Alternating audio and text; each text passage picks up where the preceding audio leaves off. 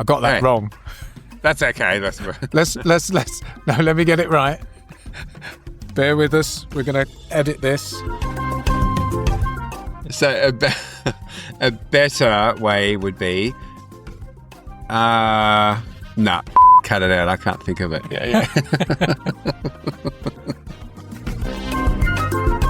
You're listening to the Occupational Philosophers with Simon Banks and John Rice.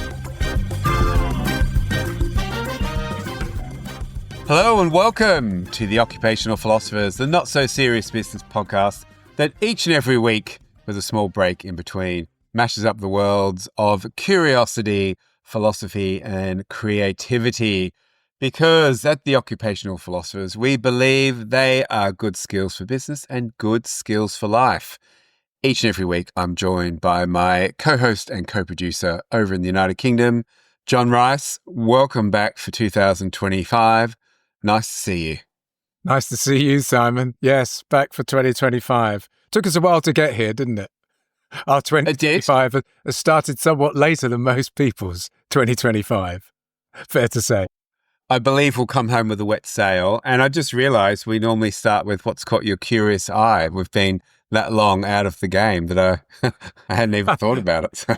To be fair, without getting too political on you, Simon, what's caught my curious eye is too frightening to even keep my eyes open to. So I've been generally trying to keep my head down. It's gone a bit crazy out there, hasn't it? Is that fair to say? Feels a bit crazy out there? I would say, what would they call it? Global structures have been upended since our last podcast. It's like VUCA on steroids. Super VUCA. Yeah, super VUCA. Or turd. Super turd. Yeah, I'll go with super turd. In super reference turd to environment. Whatever episode it is back in the archive. But not that long ago, yeah. But I think it's worth acknowledging that since we last spoke, the world's slightly different. And it is what it is. But I think, yes, there's been a change of scenery, a change of tone, and maybe a change in the way that people are viewing the world as well, which possibly ties into some of the themes of our show. Yeah, I think we're going to have to get very imaginative about how we navigate the next 4 years of a transatlantic partnership, for example. Absolutely. Absolutely. We'll just leave it there. Yeah. Okay, we'll leave it there. Yeah. We can set up another podcast. We've always suggested we might do to cover bigger, more profound themes around geopolitics, but not for this podcast. Not for this season. And as many other podcasts do, they have seasons. We have never had a seasonal break. So that's why ours was a little bit longer. And I think it's good to come back refreshed and with a fresh view of the world as well, which brings me to, I guess, the theme of our introductory show. Now, you and I, in our podcast, we have our dinner party conversations, and this was truthfully based around one of our conversations being, don't people ask a lot of shit questions at dinner parties? And reinforced the other night, I went to a networking evening for business people in my area. I thought, okay, I'm going to do it's called LinkedIn Local, so where your LinkedIn connections go into the real world. That's the idea. And I've been umming and ahhing about, I'm always too busy to go, like literally just it never lines up with the date. And I thought, no, early in the year, quite a time, January, I went, everyone, first question, what do you do? Okay, yeah. That was it. And did you walk away when they said that and just shake your head, sort of slightly disappointed fashion? So, no, you failed the test. And I also made me realize nobody asked follow-up questions. That's it. Okay. And then that's sort of almost the question was done, which is why we came back to what are some good dinner party questions that we can ask. Imagine we're having a metaphorical dinner party. So I believe you've put together some questions. I've put together some questions. And the idea being we'll test some of them in our test and learn type modality way of thinking to see how they land. Yeah, we'll experiment and fail and work out which don't work as well as others. And then we might revise or revamp some of our dinner party questions at the end of this, I think, and then use those with our next guests. Now, I'm also thinking just different and better questions throughout the show, which is always interesting. So how do you ask those great questions which you speak about You often feel that people aren't asking the right questions. So why don't you kick off, as I've done the intro, and just to everyone listening at home, we don't know what these questions are. There's been no preparation. Okay. Or there has been preparation, but we haven't looked at each other's questions. We haven't picked at each other's exam papers. So you No. do not know what's on my piece of paper here. Now, mindful, I'm very sober, as are you. It's early morning for you, very early evening for me, and just no alcohol. So that when I put that on the dinner party, you'd probably have the drinks flowing a little bit more. Okay.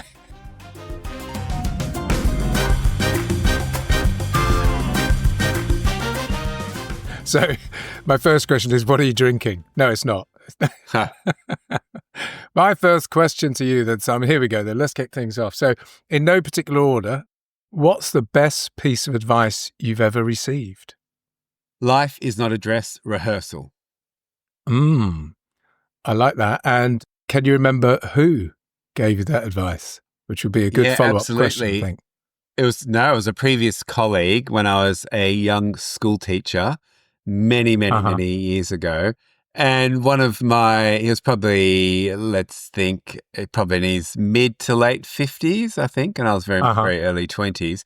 And he just seemed to be having the best weekends all the time. What were we up to? Oh, we had a dinner party. We had musicians over. We did this, we did that. And he just always had a jam-packed weekend. And I said, hey, you live a good life. And he goes, well, life is not a dress rehearsal, Simon. And I thought, hey, you're bloody right. Yeah. And that stayed with me. Yeah. So part of that is seize the opportunity, make plans, do interesting things. Don't waddle through life because you may not get another chance. I like that. Very good. I've got one for you, John. Is there a habit or ritual in your day that feels somewhat, let's say, sacred and you don't like to miss? Oh, gosh. That is a nice question, actually, because I've been very thoughtful about habits. A lot of people would have been at the beginning of the new year. I don't set goals so much now as try to think, well, what habits can I get in that are going to make me feel more productive? It could be a ritual as well. It doesn't, maybe not a habit per se, but like a ritual, something you do every day that is a little bit sacred. No, well, that could be, but something. Floss. After my recent visit to the dentist, that's now a ritual, flossing. Okay, absolutely. She was not happy with my dental hygiene practices or rituals or routines, so flossing's one. I would also say that my morning routine before the kids get up is a bit sacred. That's where I sit down with a coffee, read a book that I have to hand by the bedside with a coffee, and maybe throw in the New York Times Wordle. Oh, okay. I've never done Wordle, so I know of it, yeah. I find it very calming to my mind rather than picking up the news feed straight away. So, I think that. Try to avoid I'm going to go full Tim Ferriss on this. So he asks these really deep questions about morning routines. With your coffee, is that the first thing you have or you have water first? Oh, well, I tend to just grab my coffee, but I know you're going to tell me now I need to drink 5 litres. No, I'm not going to tell you anything. I'm just curious. Do you cleanse your palate first? No, not consciously. I probably do drink water, but I don't stand there and go, right, I'm going to drink this and I'm going to drink that. But so you'll get up and you'll make like a plunger coffee, like French press? Correct, a cafetiere, yeah. Cafetiere. This is very detailed. No, so I'm curious. I'm really curious. I'm around this. So you get up, French press. It's still dark. Is the house quiet? Yes, it's still quiet. That's the key thing. I set now my clock early to give myself about 20, 25 minutes to half an hour before the kids start moving around. Yeah. Okay, then you will go back to bed with your coffee, sit in bed, flick the light on, and read your book. And read my book and maybe do the Wordle. Sometimes in bed, sometimes it's been in the corner chair in the downstairs, not conservatory, but, the back room out near the garden. All right. There you go. And what's the difference between going back to bed as opposed to sitting in the chair? What's the decision-making criteria? Or just what the vibe is? This is going to go wrong. It's whether my wife is up at the same time. Well, this is what I'm thinking. Yeah, let's say. I was going to say, you get up, make a coffee, go back to bed.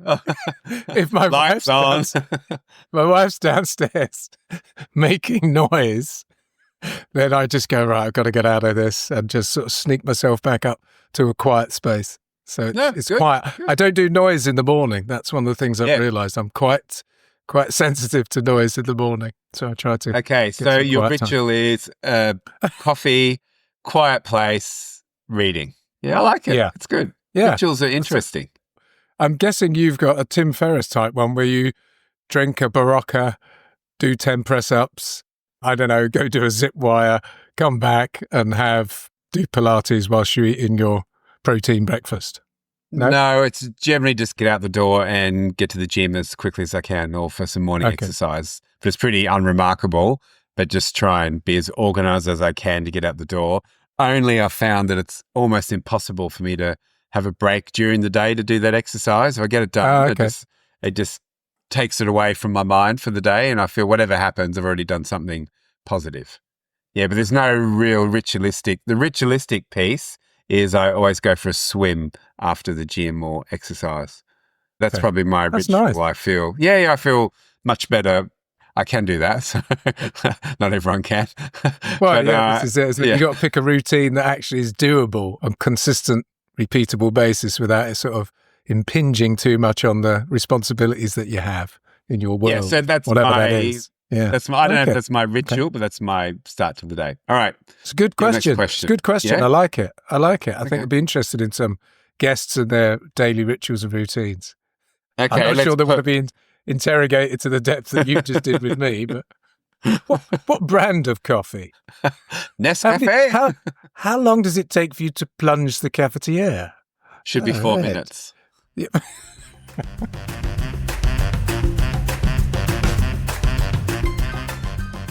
Here you go. Here's the next question then. Come on. Okay. What has been a significant sliding doors moment for you? Oh, this is also on my list of possible questions. I would say a good one has been when you and I used to work together and I got sacked, more or less. Again, I hasten to add, nothing to do with me. Nothing to do with John. I got politely pushed out of the business. And then I got asked to come back on the same afternoon, but on a different pay structure and different way of operating. So all of a sudden, I had to think, well, what else can I do the rest of my time? And then I went and lectured at the National Gallery of England. And that's when I thought, oh, this variety is really good. I like the creative and the corporate because I hated just being at a desk 24/7. So that was probably my, sliding door moment, that little nudge out of the business and then invited back, but giving me all of a sudden that flexibility in my day. And all of a sudden, hey, I went really well at work after that. so that was my sliding door moment. Maybe choosing to be understanding that this thing called freelancing was a thing way before it was cool, and just embracing that way of working. Yeah, that's one of them. All right, I'm going to ask you one. You're putting together a diverse team you would love to work with. Let's say a team of 5. Who might they be and why? It can be people or it could be a type of person, but feel free to. Who's people you'd love to have on a, let's say, a problem-solving team? Or okay, I was going to say it depends what the task is. Yeah. If it was a band, then I want people who can play instruments or sing. Okay, yeah, absolutely. So I'd go Chris Martin. I'd go. No, definitely not Chris Martin. Okay, let's say a problem-solving team. Yeah, a corporate, Avengers Assemble. Team. I'm going to make that a note. Avengers Assemble corporate team. So I'd want me Tony Stark character. I would want someone who had that you would see was always bringing that kind of real innovative edge to things. I think that would be useful. Okay.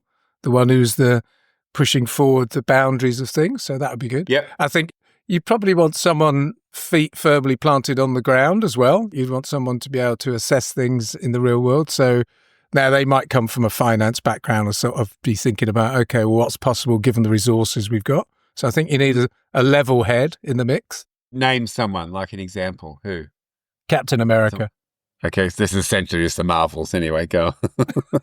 But we're putting them into a corporate environment. So we've got the CFO, Captain America. We've got Tony Stark as Iron Man, really. that sort of thinking. We've got Iron Man sat in the corner, go, what about this? What about that? I think we would have someone thoughtful around thinking about the people who we are trying to serve or solve a problem for. So you'd want someone with great empathy skills and the people at the heart of the problem you're trying to solve. Yep. So I don't know, Black Widow, probably put Scarlett Johansson in there. This is full Avengers anyway, go on. And then obviously myself. So that's number 4. Yeah. I'd be trying, not direct things, but try to draw the best contribution out of the team. Try to bring forward everybody so they all play their parts and orchestrate it in some way. And then I'd have probably put Kevin from accounts in there as well. Okay, Kevin from accounts. Just to get some stuff done. Something like that. I've probably missed one there, haven't I? I could have. No, it's your team. Didn't have to put Kevin in there. Yeah. It's my team. It's your team. Do what you want. Yeah, your team. Does that work? I'm not sure. See.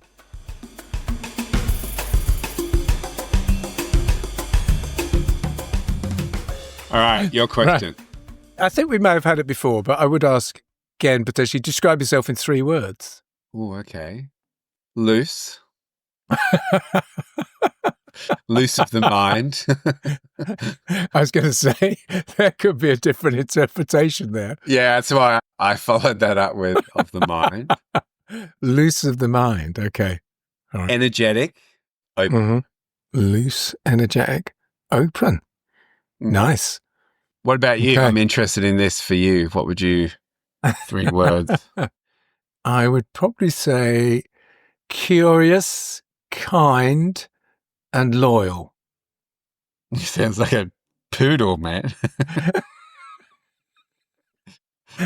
We'll pay it. Who am I to disparage your poodle qualities? And likes to be patted. Please let him outside twice a day for a wee. And a quiet space in the morning, first thing. Don't disturb him, he'll get jittery. He might shit on the carpet. Outside that, great pet. I could have said funny, but then that's the last thing you say is, oh, I'm really funny. I read that the other day. You never say that, do you? You never say I'm a crazy guy. Exactly that. I'm a wacky, funny, crazy guy. I'm a wacky, funny, crazy guy. Yeah. Everybody knows you're not, so I can't say that. All right, my next question for you, and I think you would like this one. What's a question you wish people asked more often? I think this one would be good for teams as well.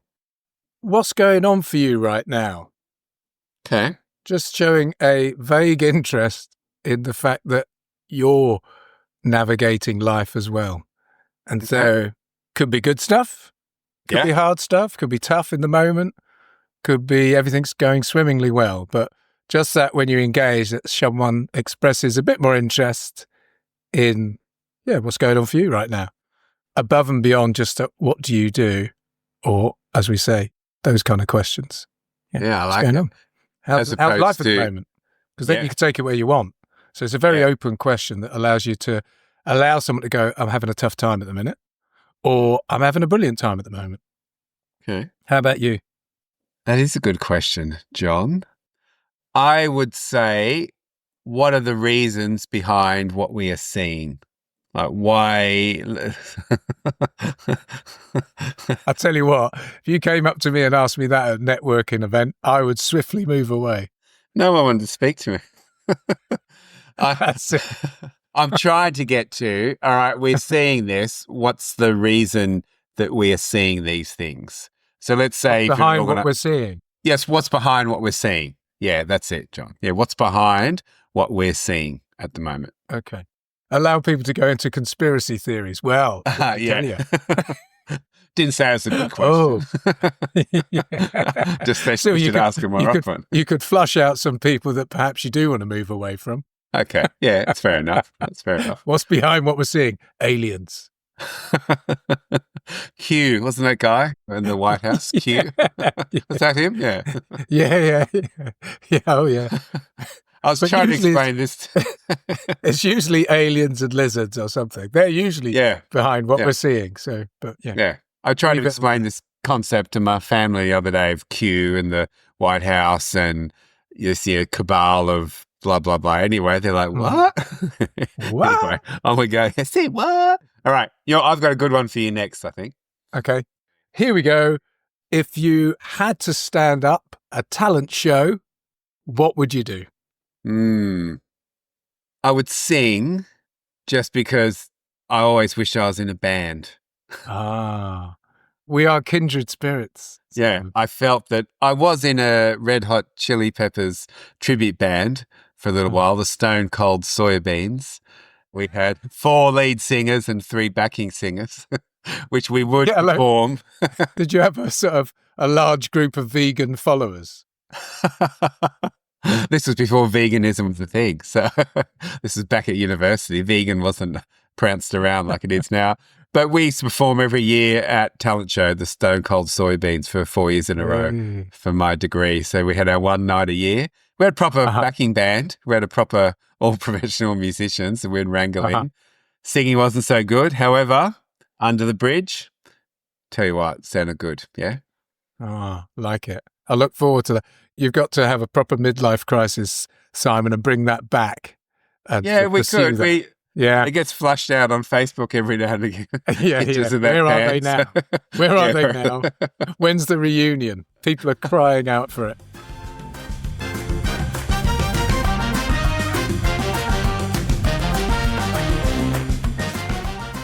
Okay, here's my question to you, and I think it's a good one, just putting that forward.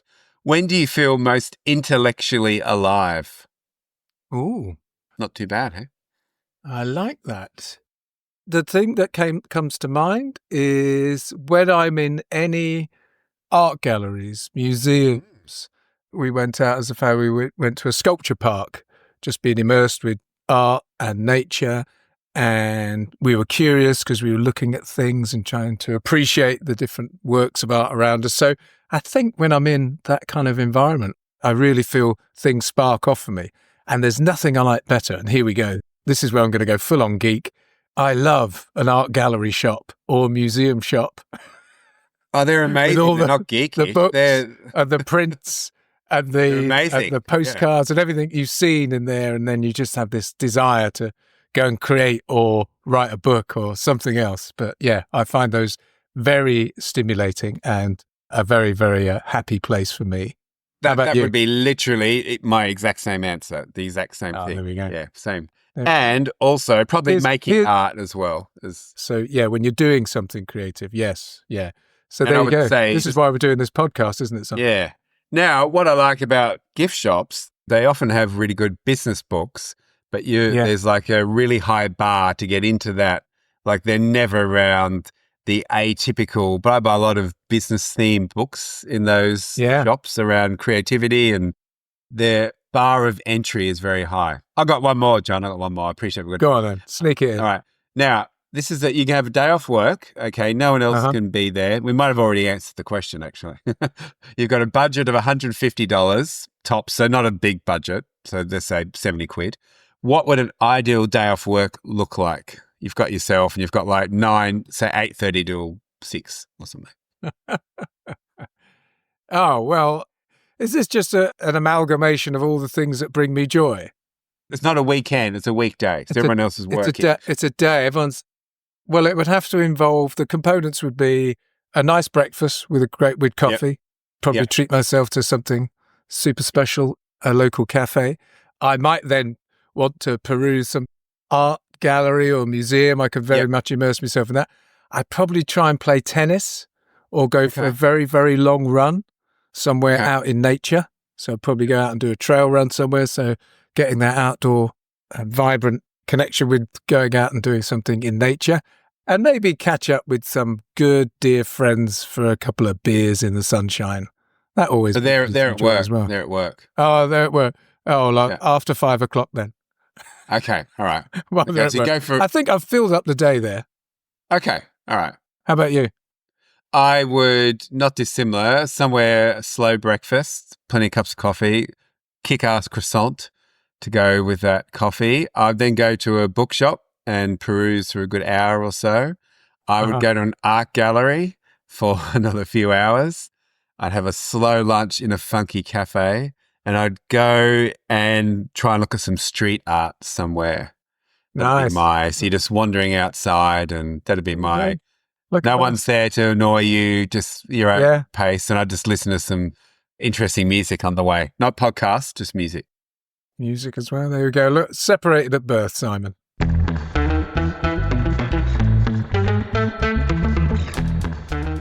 John, we asked each other 4 different questions, if my mathematics is correct, and some questions that can be added either to the podcast, either in our dinner party round, or just throughout the podcast to understand a little bit more about our guests and also a little bit about what's going on in their world, and also move us beyond what do you do?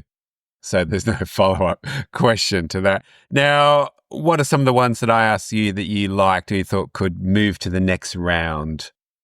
I think from the 4 that you asked me, and just reminding myself, it was the rituals. There was something about what are your favourite rituals, or what are the rituals you've got in place, habits maybe. You had about the team. What team would you assemble for problem solving or something?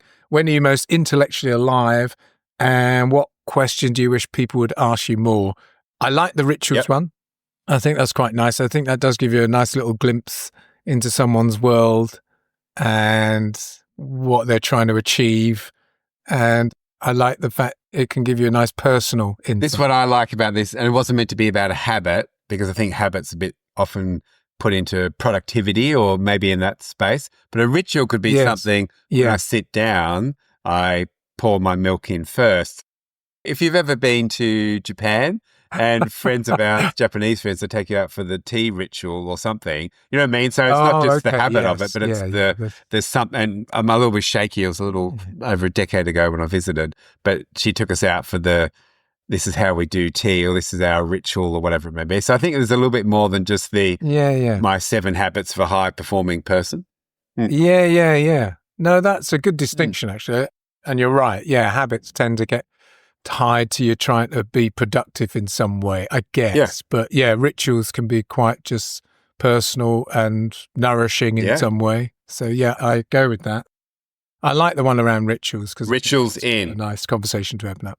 Rituals is in. Well, he gets a thumbs up anyway, because we might have to chuck something out to put rituals in. We'll get to that problem later. I think the other one I like was, when are you most intellectually alive? That was pretty good, hey? Yeah. At least say so myself.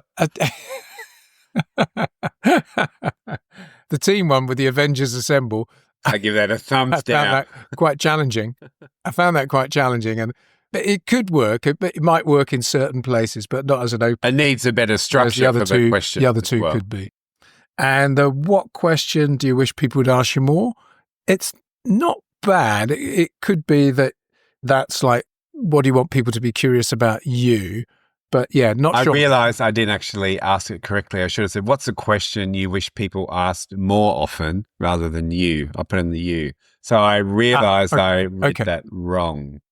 So what's a question you wish people would ask more often? Which is probably why you couldn't understand what I was talking about when I gave my response. I've got an answer to that one now. How the hell has this happened again? Okay, so we might have 2 might get into the mix there from your 4 there. What about mine? I like the advice, because I think everyone's possibly got a frame of reference, and mine was easy to remember because that's the one I give all the time. So we always ask that. Yeah. Sliding doors. I reckon that's a pretty regular question. Like, it's a good one. It's a good one, but I think we could not tidy it up, tart it up a bit more, or I think we can give it a different spin. So it's not sliding doors. It's one of those spinning doors. Okay. When you go into an office. So we're putting that in the maybe bucket. We'll put that in maybe leaning towards possible. 3 words is always interesting. Talent show. I mean, they're all pretty good. They're all pretty good. I would think maybe out of those ones, maybe the talent show I might drop, or the 3 words. Yeah. Anyway, how do we know till we try them? Yeah. Well, this is it. I think I will see how it goes with the next guest that we have, with the fresh batch of... Now, really, I guess the thinking behind this show, which goes back to what you spoke of all the time, what are the questions we need to be asking, and especially what are the questions we ask at work? And I think good questions in life, but also at work, can make such a difference. And think of your meetings. What's the question you could ask to kick it off that might be a little bit different for every team as well? I'm just curious around what that could be. Yeah, and it is actually, you're absolutely right. It brings us back to the heart of this is when I would be with teams, it would often be, what question do you need to be asking right now? What is the topic of conversation that is important for you to get to grips with? And so questions are great. They allow you to take the conversation where it needs to go. And that's important. So yeah, the quality of questions dictates then the quality of the discussion that one has and whether it's on the right topic at the right moment with the right people in the room. So yeah, that's a superpower. And on that truth bomb, John, I reckon we wrap it up. So I'm going to test you to see if your memory has moved from season 1, which was 4 years long, into season 2. I got one last thought on this, Simon, and that is, I think we should be thinking about as well is what questions are the questions you should be asking your teenage children, apart from things like, when are you going to tidy up your bed? Like, why are you such an arsehole? When are you going to do some revision? Why are you such an arsehole? Do I look like I want to deal with this shit? Just give me a day off. That's a statement. Forwarded with a question. Again, another show on parenting, maybe. But I think there's quite a few podcasts out there. That's a saturated market of people who do it much better than us. That's what I'm thinking. Just because you say you're a guru doesn't mean you are. I'm definitely not a parenting All right, guru. John, I'm going to hopefully throw you under the bus a little. How do we always wrap up our podcast, John? Okay, let's see if I can remember this then. So, thanks for listening. If you've enjoyed the show, we'd love you to subscribe. We'd love you to tell your friends. We'd really love you to leave a review. And that's really easy to do. It's just take a moment to leave a review. It makes a massive difference and allows us to get out to a wider community of listeners. So that would be appreciated. You can check us out on the website, occupationalphilosophers.com. You can get in touch if you've got ideas of topics you'd like us to explore or guests you might like us to interview or chat with. Interview's a bit too formal. I think chat with. Dinner party vibe is what we're going for. And then in amongst all of that, in the meantime, stay curious, make stuff, play more. Waiting. And yeah, go on, you're going to have to help me. Have fun. What is it? Have fun. Each and every day when you head out into the world, make sure you go and date life.